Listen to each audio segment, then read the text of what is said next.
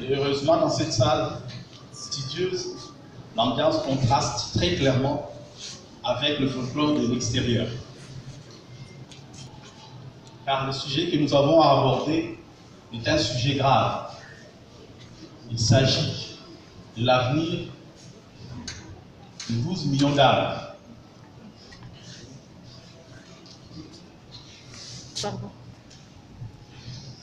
Nous voulons parler de notre ville, la ville de Kinshasa, la ville qui nous a vu naître.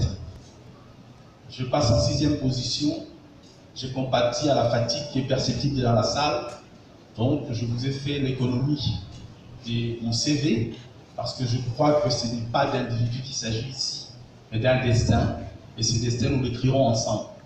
Donc je vous renvoie au fascicule qui a été distribué dans la salle pour plus de détails. Cependant, je voudrais rappeler la gravité du moment, puisqu'il s'agit d'écrire, comme l'a souligné le président de l'Assemblée provinciale, le destin de notre vie et que nos programmes aideront probablement à la prise des décisions. Je n'écris pas au loup avec ceux qui sont en train d'écrire au loup, puisque j'ai eu moi-même à souffrir dans ma chair de ces injustices, des accusations non fondées qui peuvent vous ruiner la vie, vous ruiner votre carrière.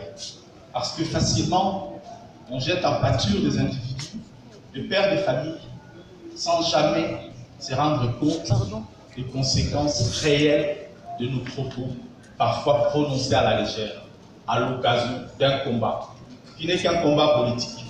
Après cela, la vie continue. Nous allons encore nous rencontrer demain, dans des deuils, parce que souvent nous avons des amis communs. Nous sommes parfois frères, nous fraternisons dans cette même vie.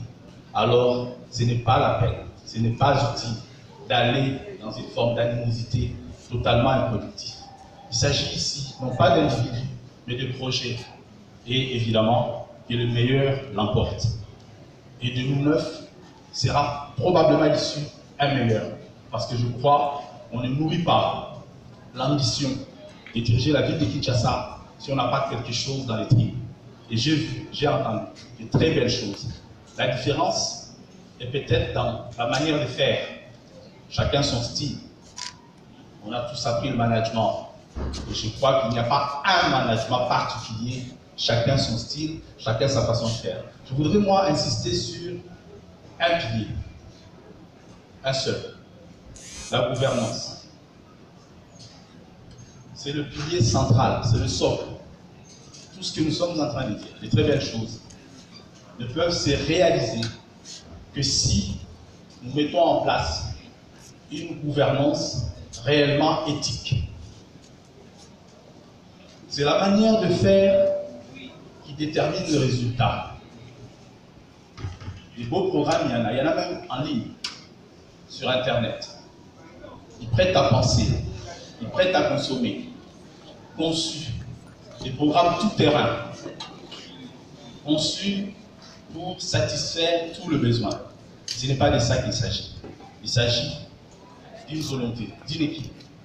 Dans cette aventure, je suis accompagné par un candidat vice-gouverneur, M. Alain Lekankana.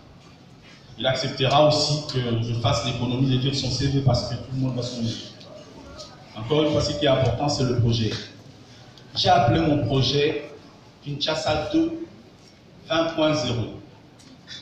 Vous avez entendu un autre projet ici, Kinshasa 9.0. C'est juste une similitude, ce n'est pas du plagiat, parce que nous nous abreuvons tous aux mêmes sources, les sources du savoir.